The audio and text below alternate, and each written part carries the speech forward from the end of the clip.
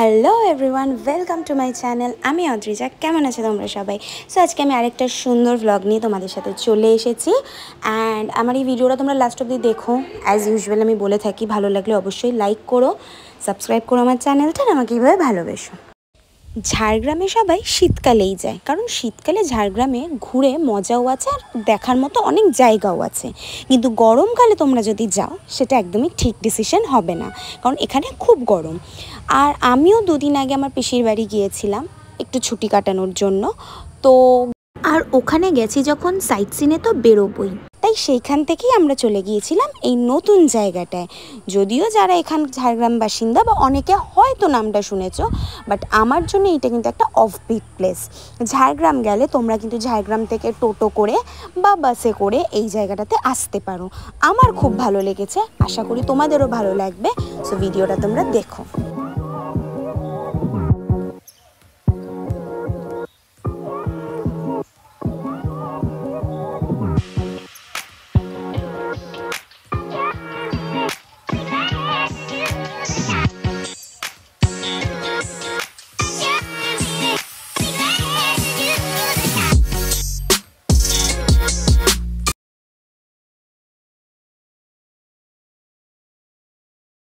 ঝাড়গ্রাম বাজার বা ঝাড়গ্রাম পাঁচমাথা মোড় থেকে তোমরা টোটো নিয়ে নিতে পারো। টোটো ভাড়া আপ ডাউন নিয়েই বলছি, 500-র মধ্যে হয়ে যাবে, 500 থেকে 600-র মধ্যে তোমাদের হয়ে যাবে। আর একটা টোটোতে কিন্তু 5 জন বসতে পারবে। সো তোমরা যারা যেতে চাও, আর যারা গাড়ি নিয়ে আসবে তাদের তো কোনো অসুবিধা হবে না, তারা গুগল ম্যাপ বা ওখানকার লোকজনদের ডিরেকশন চাইলে ওরা তোমাকে বলেই দেবে কিভাবে যেতে হবে এই লোকেশনটাতে।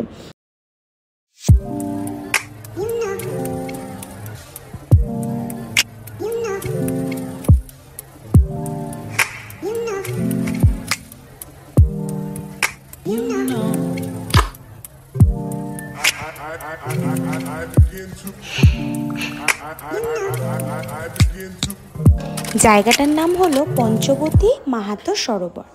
বেশ ইউনিক একটা নেম, আমার শুনে কিন্তু বেশ ইউনিক লেগেছে। বাট নামটা যেরকম ইউনিক, জায়গাটাও ততটাই ইউনিক। এটা হচ্ছে একটা পার্কের মতো বলতে পারো, বিকেলে একটু সময় কাটানোর জন্য। শীতকালে নাকি সকাল থেকে বিকেল অবধি ভীষণ ভিড় থাকে শুনেছি। তো তোমরা টাইম কাটানোর জন্য এটা কিন্তু খুব আইডিয়াল একটা প্লেস। তোমরা যদি ঝাড়গ্রাম আসো তাহলে এই জায়গাটাতে পারলে এসো। এক একজনের 10 টাকা দিয়ে টিকিট কেটে তোমাদেরকে এখানে এন্ট্রি করতে হবে। আর এন্ট্রি করার সামনেই তোমরা দেখতে পাবে এখানে কিছু প্রি ওয়েডিং শ্যুট বা ফটোশ্যুটের জন্য কিছু চার্জেস নেয় এরা, তো একটা সাইনবোর্ড দেখতে পারবে। আর যারা প্রি ওয়েডিং শ্যুটের জন্য জায়গা চাও তারা কিন্তু এখানে এসে ফটোশ্যুট করতে পারো, বা নর্মাল কোনো ঝাড়গ্রামে এসে কোনো ভালো জায়গায় ফটোশ্যুট করার জন্য এই জায়গাটা কিন্তু বেশ আইডিয়াল।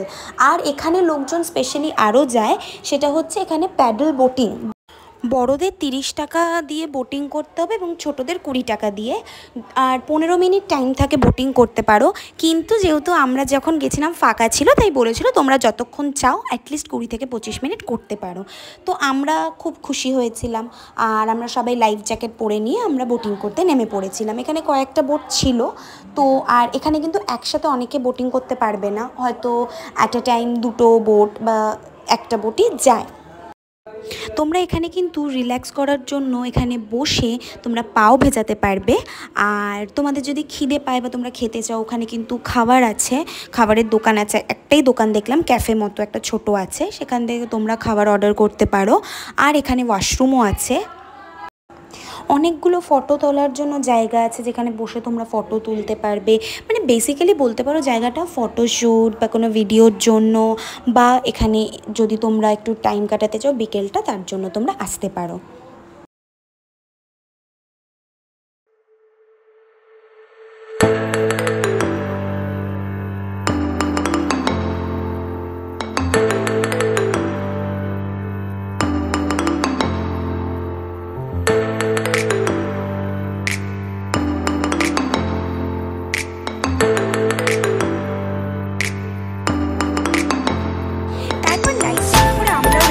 গিয়েছিলাম আমরা, 2টো বোট নিতে হয়েছিল, কারণ একটাতে 4 জন ছিল, একটাতে 6 জন ছিল। এবং যারা 4 জন আমরা ছিলাম, আমরা ডিসাইড করছিলাম কে প্যাডেল করব, কারণ যারা করছিল বা যাদের করতে হবে তাদেরকে কনস্ট্যান্টলি করতে হবে। যদিও আমিও করেছি, প্রথমে তো আমাদের খুব ভালো লাগছিল যে 30 মিনিট বা 25 মিনিট করতে পারবো, বাট আস্তে আস্তে আমরা বুঝতে পারছিলাম ব্যাপারটা। অ্যাজ ইউজুয়াল বোটে ওঠার আগে আমি একটু কেত মেরে ফটো বা ভিডিও এগুলো তো তুলবই, তো ওখানে তাই করছিলাম। আর হ্যাঁ, বোটে ওঠার আগে ওখানে কিছু রেস্ট্রিকশন সাইনবোর্ড আছে যেটা ফলো করতে হবে, আর আমি সেই ফলোটার একটু রুলস ব্রেক করে নিয়েছিলাম, তো তার জন্য আমাকে কিন্তু ওনারা বলেছিল যেটা করা যাবে না, সেটা কি তোমরা দেখতেই পাবে।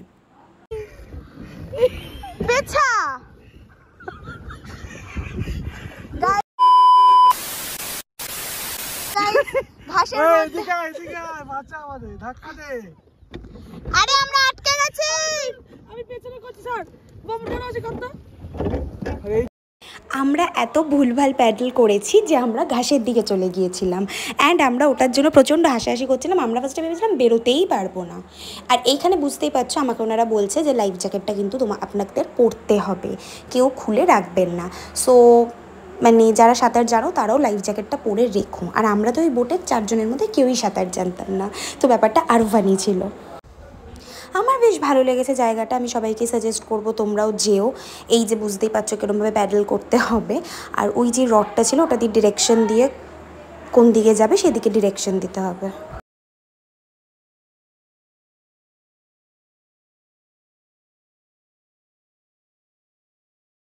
আমাদের বেরোতে বেরোতে 6:30 বেজে গিয়েছিল, কাজেই দেখতেই পাচ্ছ বিকেলে এখানে লাইটিংগুলো তো আরও ভালো লাগছিল, খুব কালারফুল লাইটস ছিল। আর এটা একটা কাঠের, পুরো কাঠ দিয়ে ব্রিজটা তৈরি করেছে, এটাও খুব সুন্দর। এখানে দাঁড়িয়ে ফটো তুলতে পারবে। আর ব্রিজটা ক্রস করে এগিয়ে খানিকটাই ধান ক্ষেতের মতো ক্ষেত, ওখানটা তোমরা যেতেই পারো। বাট ওই দিকটা মানে ব্রিজটার পরে সেরকম কিছু আর দেখার নেই, এখানে এইটুকুনি জায়গায় এখানকার অ্যাট্রাকশন। তো তোমরা পারলে এখানে যেও, ভালো লাগবে।